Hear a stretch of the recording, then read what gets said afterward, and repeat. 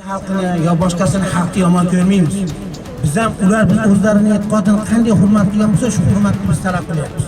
در یکچند شهرهای قرقیزستان ساکنان کشور به طور عمومی علیه اظهارات پرزیدنت فرانسه امانوئل ماکرون در رابطه با رویدادهای اخیر در اطراف کاریکاتورهای تحقیرآمیز پیامبر محمد صلی الله علیه و سلم نمایش اعتراضی تشکیل نمودند. همین طور روز 1 نوامبر ساکنان بیشکک برای دفاع شأن پیامبر محمد به گرد همایی برآمدند. در بین اشتراکچیان گرد همایی سابق وکیل ژاگور کوکنش турсунбай бакируллу نیز اشتراک ورزید. می‌نویسد اکیپرس. اعتراضگران در دست نوشته‌جات‌ها داشتند.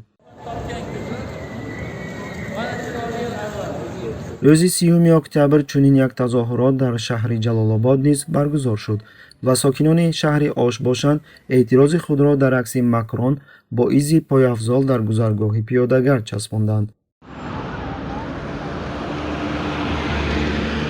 در سگمنت سامانه‌های اجتماعی قرقیز یکچند ویدیونوار از گزارش گردی همایی‌ها نشر شده است. اینچنین 2 نوامبر در شهر قراسو گردی همایی‌ها برگزار شدند.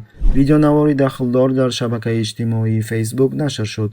در ویدیونوار دیده می شود که تقریباً 1000 نفر با نوشته‌جات‌ها قدم زده شعارهای اسلامی می خوانند.